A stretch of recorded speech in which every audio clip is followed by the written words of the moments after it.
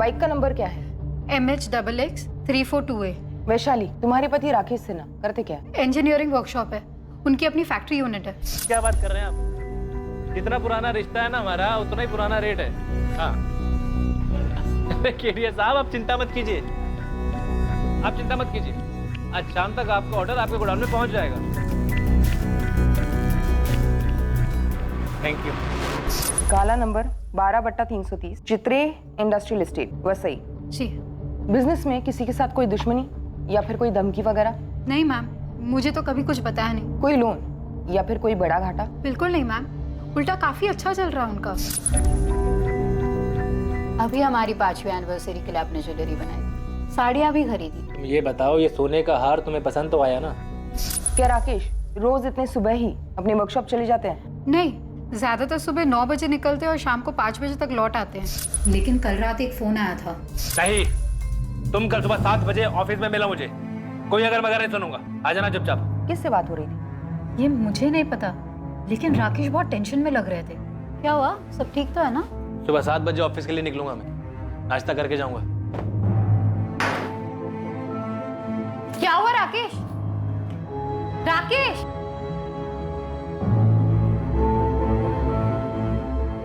Hello Bobby, Rakesh कहाँ है? Hello Aslam भाई, राकेश है वहाँ? राजू, तेरे राकेश साहब से बात करो जरा। शैलेश, राकेश का फोन ऑफ है क्या? सब कह रहे थे कि उस दिन राकेश वर्कशॉप आए ही नहीं। ऐसा पहले कभी नहीं हुआ मैम। देखिए, हमने ऐसे भी केसेस देखे जहाँ पर इंसान काम से बाहर चला जाता है, उसका फोन खराब हो जाता है या स्विच ऑफ हो जाता है। अभी तो सिर्फ 9 बजे, शायद देर रात तक लौटा है। हम अपनी तरफ से काम शुरू करें, कुछ खबर मिलती है आपको बता देंगे।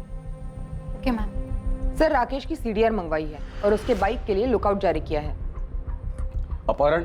उसकी वाइफ कह रही थी सब अच्छा चल रहा है, ज्वेलरी पे ज्वेलरी खरीदी जा रही थी। और छोटे व्यापारियों का किडनैपिंग का सीजन भी चल रहा है इस वक्त। क्या चीज है? कहाँ ले जाना मुझे? लेकिन सर, जनरली ऐसे केसेस में किडनैपिंग के तुरंत बाद फिरौती का कॉल आता है। शायद अब आ जाए। स्वाति, राकेश का लैंडलाइन नंबर टैप करो और उसके घर पे सर्वेलेंस लगा दो। सर। नंबर 2, हत्या। कोई पुरानी दुश्मनी या कोई पुराना प्यार?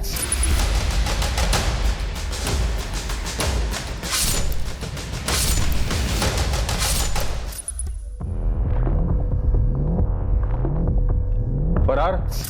जर जोरू जमीन का कोई मसला होगा, शायद ये किसी से भाग रहा हो या इसी ने किसी को मार डाला हो और फिर फरार हो गया हो।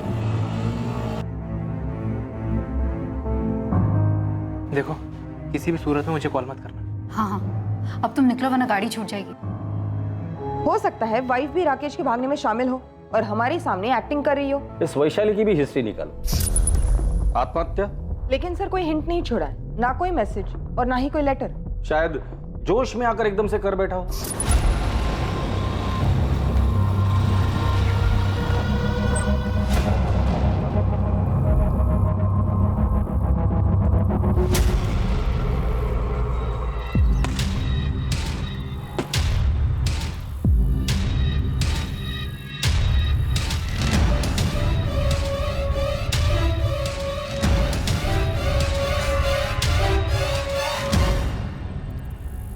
सर, मैं खबरियों से कहकर सारी पर्सनल डिटेल्स निकलवाती हूँ। ऑफिस में जाकर जितने भी लोग हैं सबसे बात करो और हर एक का स्टेटमेंट रिकॉर्ड करो। सर, जवान आदमी, बिजनेस अच्छा चल रहा है, खूबसूरत पद। आत्महत्या का एंगल मुझे सबसे वीकेस्ट लगता है।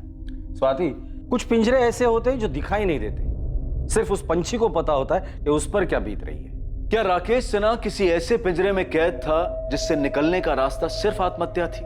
और क्या सिर्फ राकेश पिंजरे में कैद था या और भी लोग थे जो अपने अपने पिंजरों में तड़प रहे थे?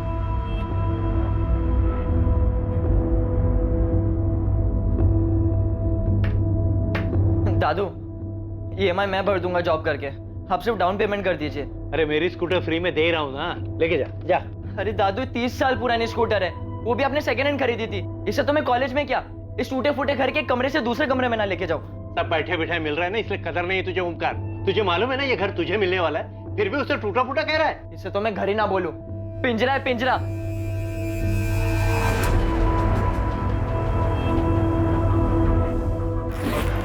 लेकिन सुमित, बिना नौकरी में मुंबई में क्या करोगे? सांस लेंगे अम्मा, यहाँ पटना में दम घुटता है हमारा। चलते हम।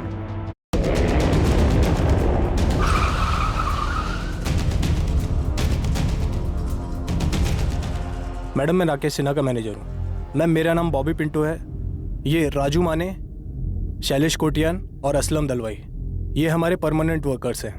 बाकी कुछ कारीगर हैं जो डेली वेजेस पे काम करते हैं और ड्राइवर वगैरह तो कॉन्ट्रैक्ट पे हैं। आपका परमानेंट स्टाफ इतना ही है? नहीं मैम, हमारे अकाउंटेंट है वसंत प्रधान जी जो आज आए नहीं हैं। क्यों? उनका मैसेज आया था, उनकी तबीयत खराब है। और कल आप में से किसी ने भी आपके बॉस राकेश सिन्हा को नहीं देखा? नहीं मैम। ठीक है, अब सभी लोग अपना नाम, घर का पता और नंबर इस हवलदार साहब के पास लिखवाएंगे। बॉबी क्या कोई माजरा था? राकेश घर से टेंशन में निकला था। मैम घर का कुछ हो तो पता नहीं, बाकी बॉस को ऑफिस में कुछ कॉस्ट कंट्रोल को लेके परेशानी थी। 2-3 महीने से कुछ ओवर टाइम का इशू था। बाकी ये सब तो हर कारखाने में होता है। मैडम राजू मानू कुछ कह रहा है। हाँ बोलो। कल जब मैं काम पे आ रहा था ना तो हमारे अकाउंटेंट साहब दिखे थे मुझे। उनकी तबीयत तो बिल्कुल ठीक थी लेकिन बहुत ज्यादा गुस्से में और परेशान लग रहे थे। और प्रधान साहब क्या हालचाल? ये ऑफिस जाने के बजाय यहाँ का बैठे हो आप? अरे बाहर में क्या ऑफिस? क्या हुआ? नौकरी छोड़ दी मैंने, अभी जो होगा वो देखा जाएगा। देखो भाई प्रधान साहब, ये एकदम अचानक से क्या हुआ? क्या बात है, क्या हुआ?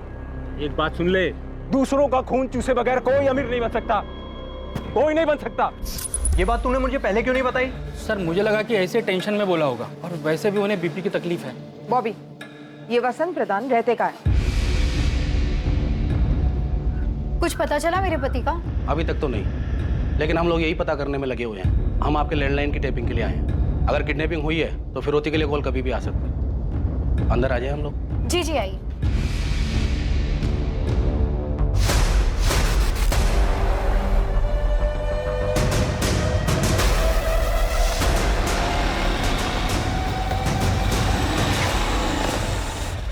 वसंत प्रधान, तुमने राजू से राकेश सिन्हा के यहाँ की नौकरी छोड़ने की बात की थी? हाँ बोला था, राजू से बोला था, और ये सच भी है। मैंने नौकरी छोड़ भी दी। कब और क्यों? परसों रात को मेरी तबीयत सच में डाउन थी, बीपी आई था, तो रात को राकेश सर का फोन आया था। राकेश सर, मैं कल छुट्टी लेना चाहता हूँ, मेरी तबीयत ठीक नहीं है। नहीं, तुम कल सुबह 7 बजे ऑफिस में मिला मुझे, आ जाना चुपचाप। सर मैं दूसरे दिन यानी कल सुबह 6:55 को ही मैं जब ऑफिस पहुंचा, राकेश सर पहले ही आ चुके थे और मुझे पहले से मालूम था कि उन्हें किस बात का गुस्सा था। कितना कट मिलता है तुझे? क्या कह रहे हैं सर आप? बरो मत, तुमने मुझसे इंक्रीमेंट मांगा था, मैंने कहा था दिवाली तक रुक जाओ बस, लेकिन नहीं, ऐसे पैसे कमाओगे तुम। कोई वर्कर आधा घंटा एक्स्ट्रा काम करता है तो उसकी आधी शिफ्ट का ओवर टाइम लगा दोगे। कितना कट मिलता है तुम्हें ओवर टाइम का आधा? अरे सर, अगर मैं चोरी चपाटी घपलेबाजी करता ना तो आज आपके जैसा ऐसा फैक्ट्री का मालिक बन गया होता। मतलब क्या तेरा? मैं फ्रॉड करता हूँ? अरे खून चूसते हो तुम गरीबों का। अकाउंट संभालता है ना तुम, खुद ही अपना हिसाब क्लियर कर, कल से आने की जरूरत नहीं है। आउट। हाँ ठीक है, जा रहा हूँ। वैसे भी मैं नहीं आने वाला था राकेश सिन्हा। आउट। अरे जा रहा हूँ। क्या किया राकेश के साथ? मैं राकेश के साथ क्या करूंगा, और उसके साथ कुछ हुआ नहीं है। साले ने मार्केट से बिजनेस के नाम पे पैसा उठाया होगा, खर्च दिया होगा कहीं, या कहीं लगा दिया होगा और अब फरार हो गया।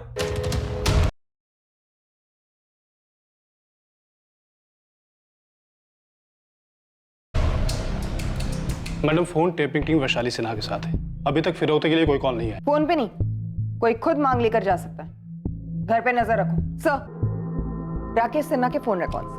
उसका फोन स्विच ऑफ हुआ था 7:30 बजे। लोकेशन? उसका ऑफिस। वो ऑफिस में था। तब से कि मैं झूठ बोल रहा हूँ?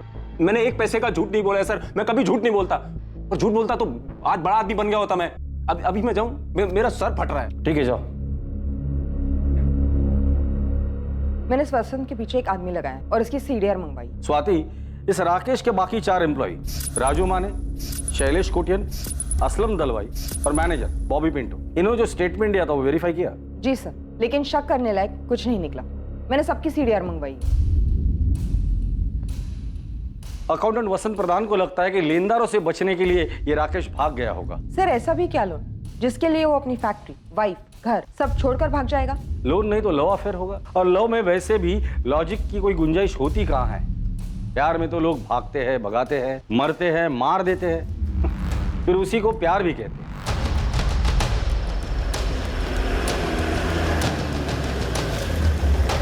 सर, वो अपना लो।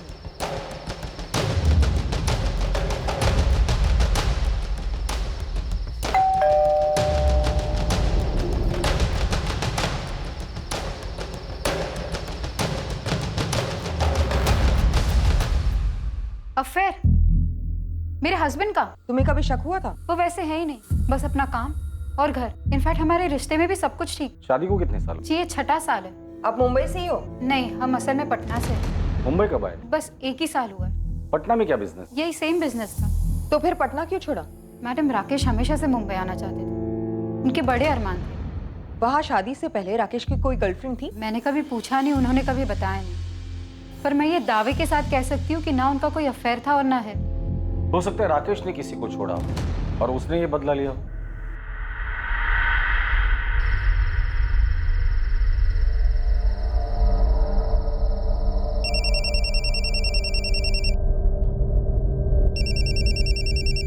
उठा है मैडम, और उसे बातों में लगा के रखिए।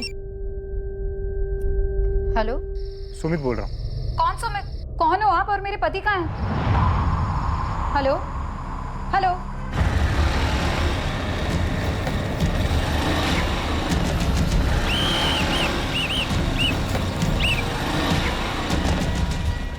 हेलमेट निकालो, लाइसेंस दिखा। बाइक किसकी है? मेरे दादू की। अच्छा, दादा के नाम पे मुझे मामा बना रहा है। चल नीचे उतर, चल चाबी निकाल।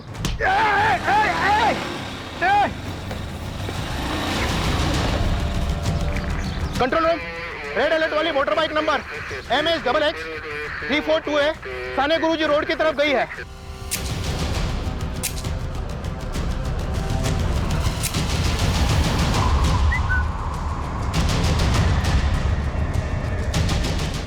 साहब, हमारा ओमकार चोर नहीं है, वो सब कुछ सच सच बता देगा। ओमकार बोल। नहीं दादू, मैं एक तरफ से चोर ही हूँ। अरे क्या बोल रहा है तू? सर, वो बाइक काफ़ी देर से वही के वही खड़ी थी, खाड़ी के पास, और उसमें चाबी भी लगी थी। मुझे तो उसे पहली बार देखकर लव हो गया था, और उसके आसपास कोई था भी नहीं।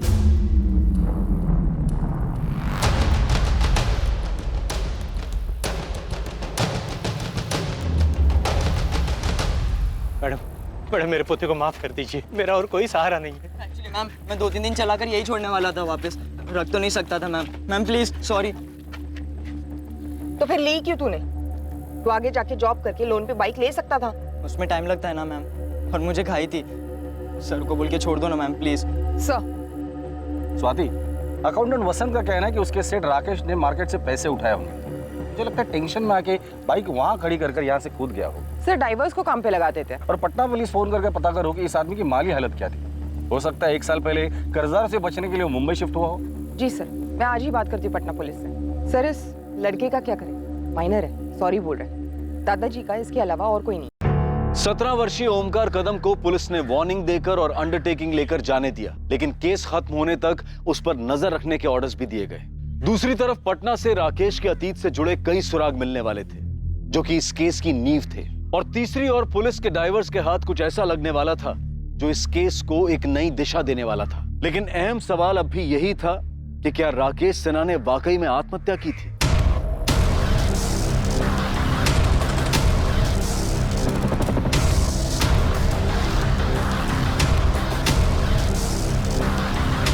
सर, हेलमेट मिला है और बैग मिला।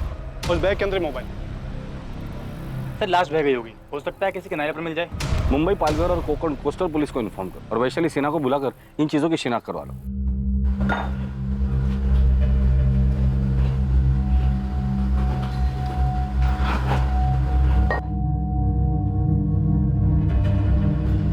अरे असलम भाई,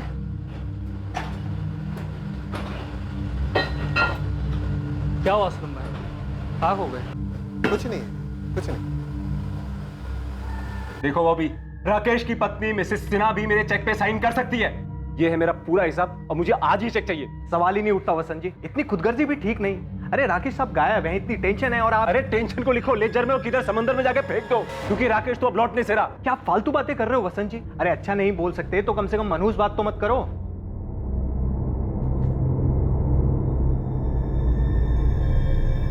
क्या हुआ? कुछ कहना चाहता है? ओमकार, मैं तेरे बाप का भी बाप हूं, मुझे मालूम है तू कुछ कहना चाहता है, कुछ छुपा रहा है मुझे। पुलिस ने बड़ी मुश्किल से माफी दी, बोल क्या बात है? मैं जरा बाहर घूमने जा रहा हूँ, स्कूटर ले जाऊं? हाँ ले जा। देखो ओमकार, तूने गलती की, उसकी माफी भी मिल गई, लेकिन जिंदगी भर ऐसा कोई काम नहीं करना जिसकी वजह से तेरे मरे हुए माँ बाप को ठेस पहुंचे और मेरी सारी मेहनत जाया हो जाए।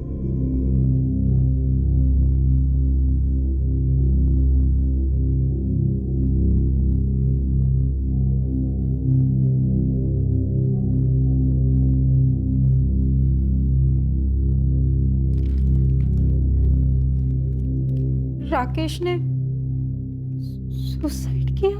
कंफर्म नहीं है, पर इस वक्त इसी चीज की संभावना काफी है। पर क्यों? और उनकी बॉडी?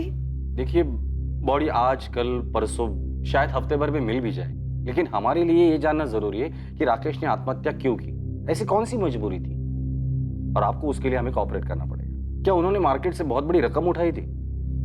ऐसा कुछ नहीं था सर, मैं आपको बता चुकी हूँ, सब सही चल रहा था और अब ये सब। आप श्योर हैं ये सब सामान आपके पति राकेश का ही है? जी मैम, मुझे विश्वास नहीं हो रहा कि मेरे पति सुसाइड कर सकते।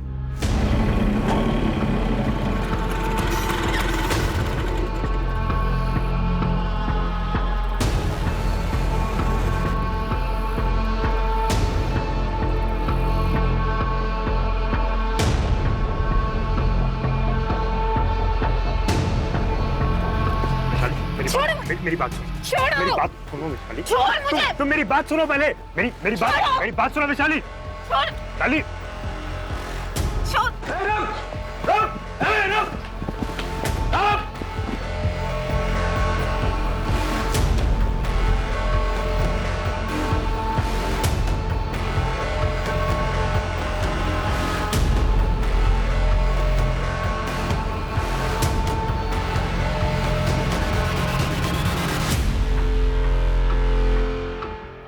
मैनेजर बॉबी, वर्कर्स राजू, शैलेश और असलम और अकाउंटेंट वसंत सबके सीडीआर आ गए, स्कैन किए गए, लेकिन शक करने लायक कुछ नहीं निकला।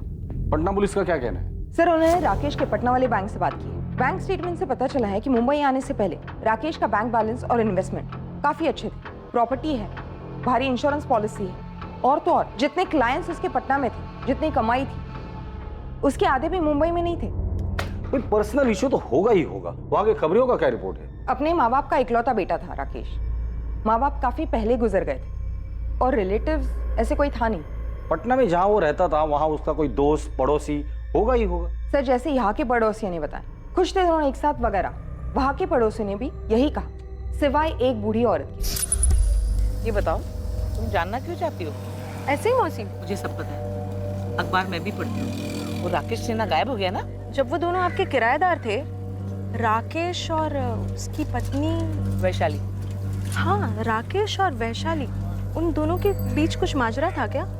मतलब अचानक से बसा बसाया घर और बिजनेस छोड़ के मुंबई क्यों चले गए?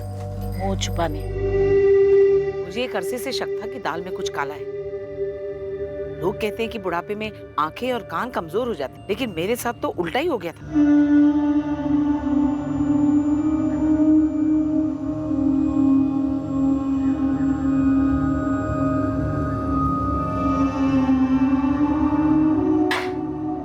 नमस्ते काकी। जीते रहो बेटा। किराया देने यार। आओ अंदर आओ। लीजिए काकी, गिन लीजिए। काकी, आपसे एक बात करनी थी। हमें भी तुमसे एक बात करनी है, लेकिन पहले तुम बोलो। खुद का मकान बनाना चाहता हूँ, सोचा एक बार आपसे पूछ लेता हूँ, क्या आप अपना मकान हमें बेचेंगे? बेटा, तुम मेरा मकान खरीदना चाहते हो, लेकिन तुम्हारा घर बिक चुका है। क्या? तुम्हारे घर में आग लगी हुई है, पहले जाके उसे बुझाओ। मैं जानती हूँ कि तुम्हें सब कुछ पता है, लेकिन तुम चुप हो। मैं भी सब कुछ जानती हूँ, लेकिन तुम्हारी भलाई के लिए मैं भी चुप हूँ। लेकिन जानते हो, जब ये सारी बात मोहल्ले में लोगों को पता चलेगी तो क्या होगा? उस लड़के का तो कुछ नहीं जाएगा, वो तो भाग जाएगा, लेकिन मुंह तुम्हारा काला होगा। हमसे बच के नहीं जा सकता साले।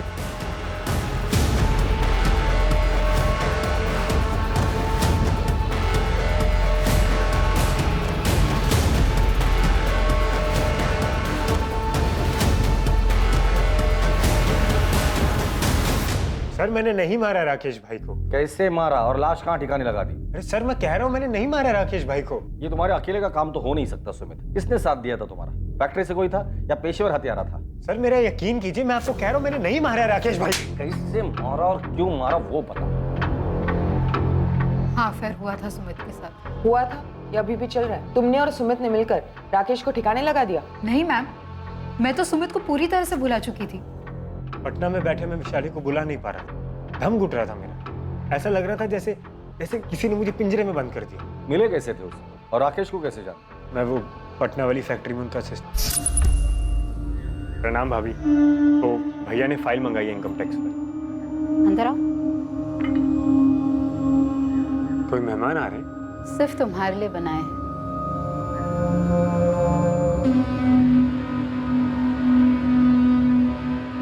हमारे बीच में पहले दिन से एक आकर्षण था।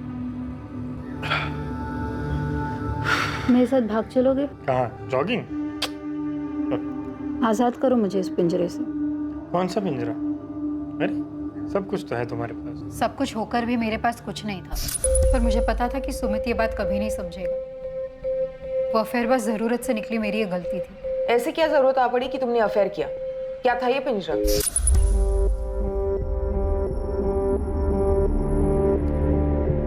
कम से कम मेरी तरफ देखो तो सही राकेश, ऐसे पीठ दिखाने से तो प्रॉब्लम हल नहीं होगी ना। कौन सी प्रॉब्लम है शाली?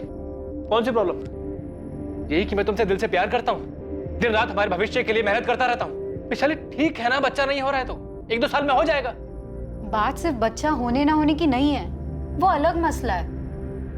मसला है इस बेडरूम का, जो तुम्हारी और मेरी दोनों की खुशी के लिए बना है। 4 साल से कह रही हो राकेश, डॉक्टर के पास चलते बात करते हैं किसी से। विशाली तुम्हें क्या बात करनी है किसी डॉक्टर से? क्या कहना है किसी को? यही कि हम दोनों के बीच में संबंध बेहतर कैसे कर सकते हैं, कैसे खुश रह सकते हैं, एक दूसरे को सेटिस्फाई कैसे कर सकते हैं। विशाली मैं सेटिस्फाई हूँ, तुम्हें क्या चाहिए मुझे समझ में नहीं आ रहा है। तुम हमारी प्राइवेट जिंदगी की दुनिया में नुमाइश क्यों करना चाहती हो? कौन सी प्राइवेट जिंदगी? हाँ, कौन सी प्राइवेट जिंदगी? एक झूठ ही जी रहे थे हम, एक झूठ जो राकेश ने खुद को बोल रखा था कि सब कुछ सही है, कोई प्रॉब्लम नहीं है। देखो जो हुआ सो हुआ, मैं इसे तुम्हारी गलती समझकर माफ करने के लिए तैयार हूँ। मुझे माफी नहीं राकेश, डिवोर्स चाहिए। मैंने मुंबई में सारी सेटिंग कर ली है, अगले हफ्ते मुंबई निकल रहे हैं हम। मुझे मुंबई नहीं जाना, वहाँ कौन है हमारा? तभी तो मुंबई जा रहे हैं, क्योंकि वहाँ हमारा कोई नहीं है, वहाँ हमारे बारे में किसी को कुछ पता नहीं होगा। लेकिन हमें तो पता होगा हमारे बारे में, उसे खुद से कब तक छुपाते रहेंगे राकेश? क्रेडिट कार्ड है तुम्हारे पास, जितनी भी शॉपिंग करनी है दिल खोल के कर लो, जिससे भी मिलना है एक आखिरी बार मिलो। और मैं वो आखिरी बार भी सुमित से नहीं मिली, और अब राकेश गायब क्या हो गए ये सुमित अचानक से पूरे 1 साल बाद यहाँ धमक गया है। वैशाली ने बोला था मुझसे कि राकेश भाई हमारे बारे में सब कुछ जानते हैं, लेकिन उन्होंने कभी सामने से मुझे कुछ नहीं पूछा और ना ही नौकरी से निकाला। मुझे थोड़ा बुरा भी लगता था। लेकिन अफेयर जारी रखा? मेरी तरफ से तो कभी खत्म ही नहीं हुआ था सर, लेकिन वैशाली ने उसके बाद मुझे कभी कांटेक्ट नहीं किया। उसके बावजूद तुम यहाँ मुंबई में आ गए और फिर दोनों ने मिलकर राकेश को मार डाला? नहीं सर, बिल्कुल नहीं। जब मैंने अखबार में पढ़ा कि राकेश भाई गायब हो गए हैं, शायद सुसाइड हुआ हो, मर्डर हुआ, मुझे लगा मुझे विशाली के साथ होना चाहिए, शायद फिर से हमारा रिश्ता जुड़ जाए। मैम ऐसा कुछ था ही नहीं हमारे बीच, बस 4-6 दफा फिजिकल संबंध हुए थे। मेरी गलती थी, मैंने डिवोर्स मांगा, राकेश ने दिया नहीं। मैंने समझौता कर लिया था अपने तकदीर के साथ, कबूल कर लिया था कि मुझे शायद इस जिंदगी में वो शारीरिक सुख नसीब नहीं होगा। वैशाली, क्या तुम्हें ऐसा लगता है कि तुम्हारे सुमित वाले अफेयर की वजह से राकेश को अपनी कमियों का ज्यादा एहसास हुआ हो और उसने आत्महत्या कर ली हो? अगर ऐसा होता तो वो कभी तो जताते, कुछ तो बोलते, पर ऐसा कभी नहीं हुआ, और वो आत्महत्या करने वाले आदमी नहीं है। तो फिर सुमित ने राकेश का कत्ल कर दिया हो? माना मैं उसके लिए यहाँ चला आया, उसे कभी बुला नहीं पाया, लेकिन मैं इतना गया गुजरा इंसान भी नहीं हूँ कि किसी का कत्ल करने का सोचूं।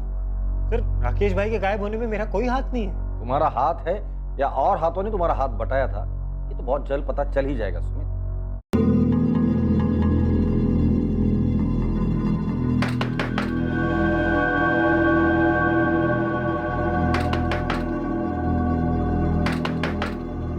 ओमकार, ओमकार, क्या हुआ? इतना वक्त क्यों लगा दरवाजा खोलने में? अरे पसीना क्यों आया?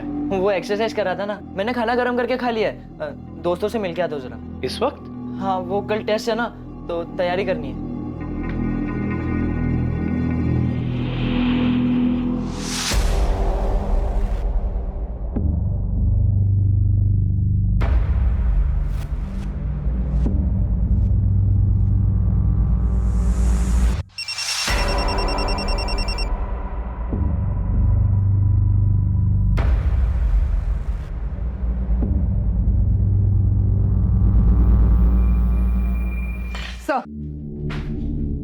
मैंने पटना पुलिस से कंफर्म किया, सुमित 4 अक्टूबर को पटना में ही था। एक्चुअली स्वाति, मुझे तुम्हारे लॉजिक में दम लगता है। भले इस राकेश ने सुमित और वैशाली के अफेयर को माफ करने की बात की हो, लेकिन ये राकेश अंदर ही अंदर घुट रहा होगा, अपने सेक्सुअल प्रॉब्लम को लेकर डिप्रेस हुआ हो और कूद गया हो। सर दरअसल मैं अपनी थियरी को डाउट कर रही हूँ। मैं सोच रही थी कि शायद ये वैशाली झूठ बोल रही हो, वैशाली और सुमित ने मिलकर ही राकेश को मार डाला हो, इसलिए मैंने दोनों की सीडीआर मंगवाई है। शायद ये सुमित ने पटना से ही कत्ल करवाया होगा। सर लड़का आया है, बाइक चोर ओमकार कदम। किसका नाम के नहीं? मेरा है सर। इस पर खून किसका है और ये हमें क्यों दिखा रहे हो? वो मैंने आप लोग को बाइक के बारे में पूरी बात नहीं बताई थी, एक बात छुपाई थी।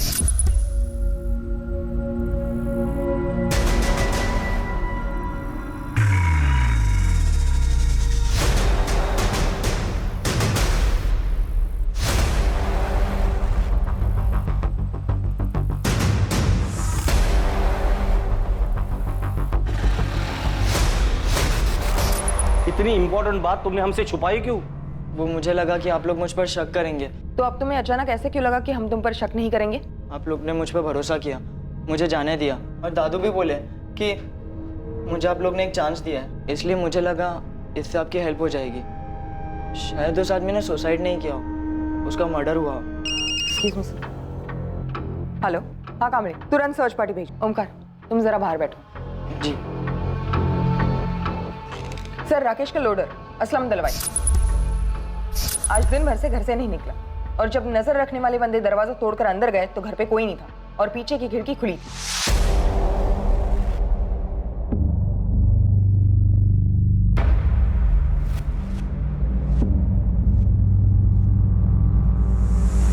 स्वाति, इसे फॉरेंसिक लैब भेज दो और उस असलम को अपनी कस्टडी में ले लो।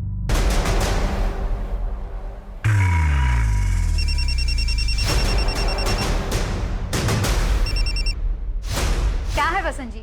अरे मुझे मेरे पैसे कम मिल रहे हैं। ये लगभग साबित हो चुका था कि राकेश सिन्हा का कत्ल किया गया था, लेकिन ये कत्ल किया क्यों गया, इसके पीछे का मकसद क्या था, इसके पीछे आखिर था कौन? इन सवालों के जवाब मिलने अभी बाकी थे। इस कत्ल की हकीकत सामने आने के लिए असलम दलवाई का हाथ लगना जरूरी था। असलम भाई? नहीं नहीं मैडम, एकदम गाय आदमी है, वो क्यों सर का मर्डर करेगा? और असलम भाई का कभी किसी के साथ पंगा नहीं हुआ है मैडम, जरूर आपको कोई गलतफहमी हुई। तो फिर ये असलम फरार क्यों हुआ? फोन भी स्विच ऑफ है, उसे पता चल गया था कि हम उस तक बहुत जल्द पहुंचने वाले, इसलिए मौका देखते ही भाग गया। कोई ऐसी जगह पता है जहां वो छुप सकता है? हाँ, उसके गांव का एड्रेस है हमारे पास। हमने पता किया, वो वहां नहीं है।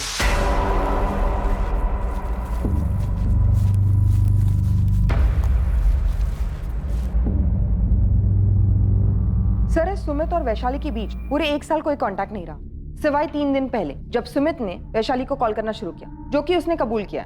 दोनों की कॉल लिस्ट में ऐसा कोई नंबर भी नहीं जिससे उन पर शक जाए। लेकिन एक गौर करने वाली बात है, हाल ही में अकाउंटेंट वसंत प्रधान की तरफ से वैशाली को कई कॉल्स किए गए। मेरी मेहनत की कमाई है सर, और मुझे इस वक्त उसकी सख्त जरूरत है। मैंने बॉबी को बोला था कि वैशाली ऑथराइज है मेरे चेक को साइन करने के लिए, लेकिन बॉबी ने बोला पहले राकेश को मिल जाने दो। अरे मेरे को मेरे पैसे की अभी जरूरत है, इसलिए मैं लगातार वैशाली को फोन कर रहा था। बोलिए क्या गुनाह किया मैंने? अकाउंटेंट वसंत प्रधान के खिलाफ कोई ठोस सबूत नहीं था, लेकिन यह भी सच था कि 4 अक्टूबर की सुबह सिर्फ एक वही था जिसने राकेश को ऑफिस में देखा था, जिसके बाद राकेश गायब हुआ। पर क्या सच में वसंत ही था जिसने आखिर में राकेश को फैक्ट्री में देखा था? आखिरकार पुलिस को एक ब्रेक थ्रू मिला, अब असलम भी पकड़ा गया था।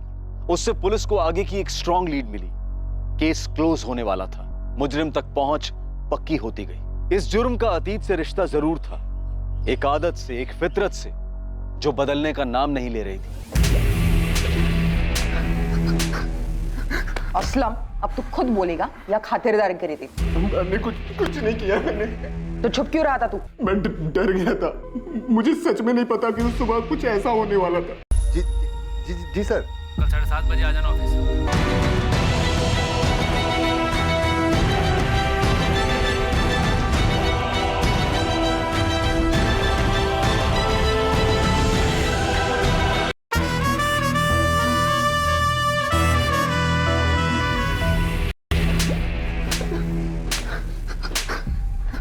असलम, अब तू खुद बोलेगा या खातिरदारी करी थी? मैंने कुछ नहीं किया मैंने। तो छुप क्यों रहा था तू? मैं डर गया था। मुझे सच में नहीं पता कि उस सुबह कुछ ऐसा होने वाला था। अभी हमारी 5वीं एनिवर्सरी के लिए आपने ज्वेलरी बनाई थी, साड़ियाँ भी खरीदी। ये बताओ, ये सोने का हार तुम्हें पसंद तो आया ना? सच कहूँ तो नहीं राकेश, मुझे ये सोने का हार नहीं पहनना। मुझे बस इस सोने के पिंजरे से आजाद होना। फिर से बोल रही हूँ राकेश, मुझे डिवोर्स चाहिए। पिछले साल जब तुमने सुमित के साथ अफेयर किया था तब भी तुमने डाइवोर्स की रट लगा रखी। इस बार फिर से अफेयर शुरू किया? नहीं राकेश, मैं तो उसके कांटेक्ट में भी नहीं हूँ। मैं सुमित की बात नहीं कर रहा हूँ वैशाली। इस बार मैंने खुद अपनी आंखों से देखा।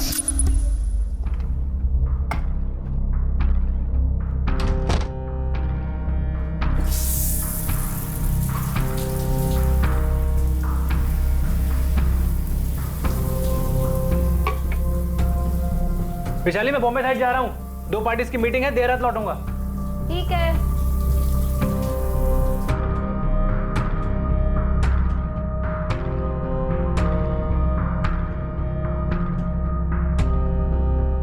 बुरी आदत जाती नहीं है ना तुम्हारी? जिसे तुम बुरी आदत कह रहे हो ना राकेश, वो हर इंसान की जरूरत है, पर तुम्हारी समझ के परे। सब समझ, पर तुम ये नहीं समझती हो कि आदमी बस एक खुशी नहीं दे पा रहा तुम्हें, बदले में हर तरह की खुशियां देता है तुम्हें। तुम्हारे नाम की एफडी, जमीन, कंपनी में पार्टनरशिप, हर तरफ तुम्हारा नाम लिखवाता हूं मैं। साड़ियां लेके देता हूं, जेवर लेके देता हूं, सब तो लेके देता हूं तुम्हें, लेकिन नहीं, तुम्हें तो बस जानवर की तरह बिस्तर। एक बात बताओ, अगर तुम्हें भूख लगी हो और मैं तुम्हारे लिए गाना गाऊं तो, या घर सजाऊं तो, या खुद सज सज कर तुम्हारे पैर दबाऊं तो, इससे तुम्हारी पेट की भूख मिटेगी? विशाली, दुनिया में से कई जोड़े हैं जो बिना एक दूसरे के साथ शारीरिक संबंध बनाए खुश रहते हैं। उन लाखों जोड़ों ने आके तुम्हें खुद बताया या तुम गए थे उनके बेडरूम्स में देखने? विशाली, मैं दूसरी बार भी तुम्हें माफ करने की। प्लीज प्लीज, माफी शब्द का इस्तेमाल भी मत करना तुम। और एक बात और सुन लो, ये जो बार बार तुम जेवर साड़ी की बातें करते हो ना, तो मुझे घिन आती है। इसलिए नहीं कि तुम इन सबसे मेरी बेडरूम की नाखुशी को खरीदना चाहते हो, बल्कि इसलिए क्योंकि अपने आप में भद्दे हैं। मेरी पसंद के नहीं है, जरा भी नहीं। तुम सब कुछ सिर्फ और सिर्फ अपनी पसंद से लाते। कभी मेरी पसंद नापसंद जाने की कोशिश की तुमने? बस अपने लोगों में अपना नाम रोशन करवाना चाहते हो। समाज में भले ही लोग तुम्हें किसी हीरो का खिताब देते होंगे, लेकिन मेरे लिए तुम सिर्फ एक जीरो हो। तो मैं तुम्हारे नाम के आगे से सारे जीरो काट देता हूँ, एक तमड़ी भी नहीं दूंगा तुम्हें। इंश्योरेंस से लेकर प्रॉपर्टी से लेकर हर जगह से तुम्हारा नाम मिटा देता हूँ, फिर तलाक दूंगा तुम्हें। उसके बाद ये वीडियो ऑनलाइन डाल दूंगा ताकि हर कोई इसका मजा ले पाए। तुम्हारे माँ बाबा, भाई बहन सब, और तुम्हारे प्रेमी की पत्नी, सबकी फैमिली, सबके सब। कुछ दिनों तक राकेश और वैशाली के बीच भारी तनाव रहा। नहीं, तुम कल सुबह 7 बजे ऑफिस में मिला मुझे, कोई अगर मगर नहीं सुनूंगा। क्या हुआ, सब ठीक तो है ना? सुबह 7 बजे ऑफिस के लिए निकलूंगा मैं। और आखिरकार वो दिन आ ही गया जब इस साजिश को अंजाम दिया जाने वाला था।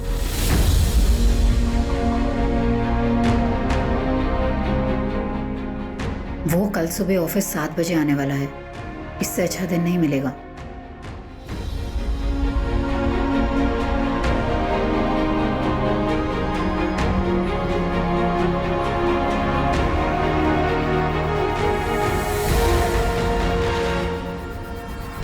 निकल गया।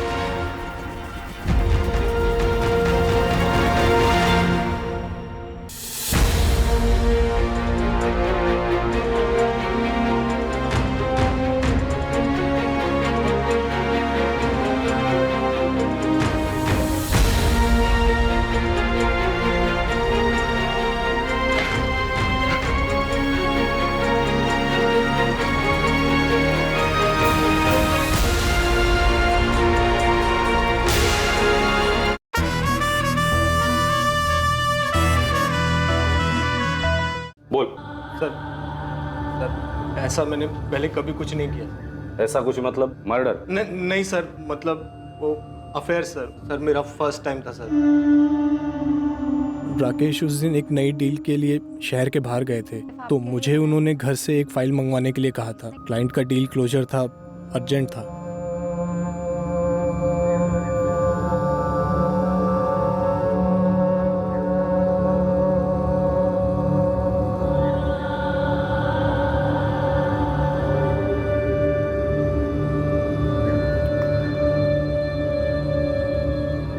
उसे पता चल गया बॉबी। क्या? कभी? काफी दिन हो गए। फिर उसने अभी तक मुझे कुछ बोला क्यों नहीं?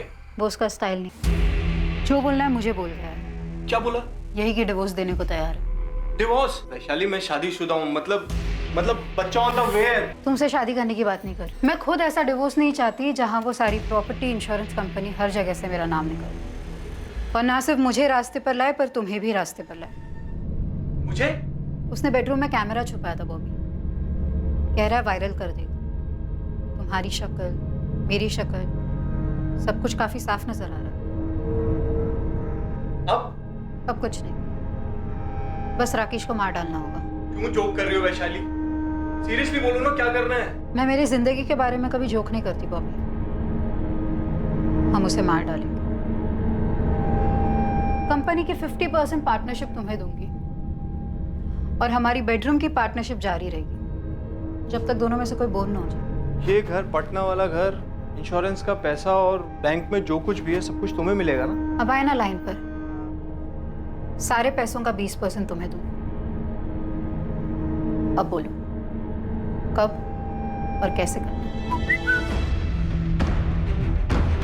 आज दुनिया से भी जाएगा, सब कुछ तैयार है। हम लोग फ़ोन या SMS पर कभी बात नहीं करते थे, सिर्फ सोशल नेटवर्क पर या मैसेंजर पर, इसलिए आप लोगों की नज़र में कभी नहीं आए। मुझे या वैशाली को पता नहीं था कि राकेश ने अकाउंटेंट वसंत जी को ही बुलाया था मीटिंग के लिए। मेरा प्लान यही था कि उस मीटिंग से पहले ही राकेश को ख़त्म कर दूं, लेकिन वसंत जी जल्दी ही पहुंच गए।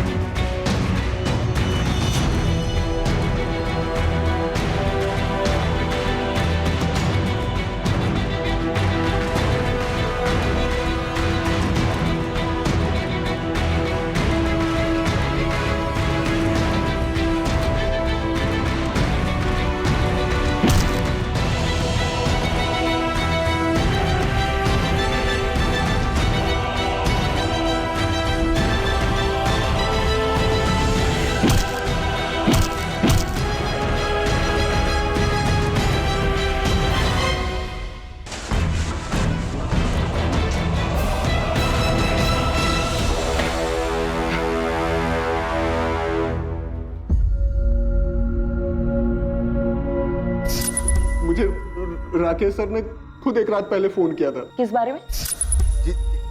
जी सर। असलम, कल 7:30 बजे आ जाना ऑफिस। जी सर। सर वो किस लिए सर? हमारा काम बढ़ाने का सोच, पूरा गाला मैनेज कर सकोगे बतौर मैनेजर? जी सर, आराम से सर। इसलिए गया था मैं वहाँ, कितने अरमान लेकर, और क्या देखता हूँ और क्या किया मैंने, इतना बड़ा गुनाह। सुन, मुझे नहीं सुनना, साहब ने तुझे यहाँ क्यों बुलाया? इस कांड के बारे में किसी से चू मत करना। अगर तूने इसके बारे में किसी को बताया ना तो गांव में तेरे बीवी बच्चे, तेरे परिवार को काट देंगे। पुलिस भी शामिल है इसमें। मुझे बस घर जाने दीजिए। मैं यही कहूंगा कि मैं जल्दी आया ही नहीं। वो तो पुलिस वालों को बताना ही होगा। और तू इस वक्त एक काम कर, मेरे साथ ऊपर सेप्टिक टैंक पर चल। राकेश सर की बॉडी को ठिकाने लगाना है और एक खून भी साफ करना है। देख, ये कांड शांत होने तक किसी को कुछ नहीं पता, ठीक है? जैसे ये कांड शांत हो जाएगा ना, मैं तेरे को मैनेजर बनाऊंगा, पक्का। चला।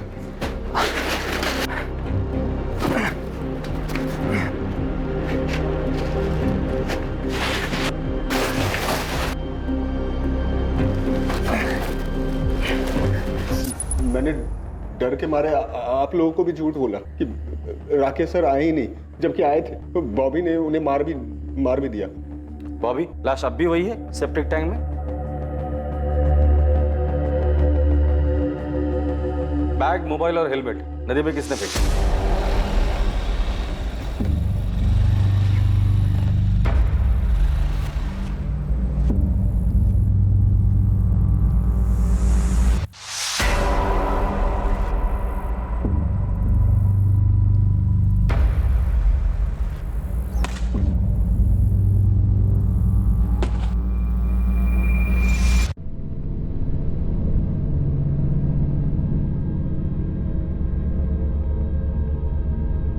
बॉबी पिंटो और वैशाली सिन्हा पर हत्या करने और असलम दलवाई पर हत्या में षड्यंत्र करने के आरोप लगे।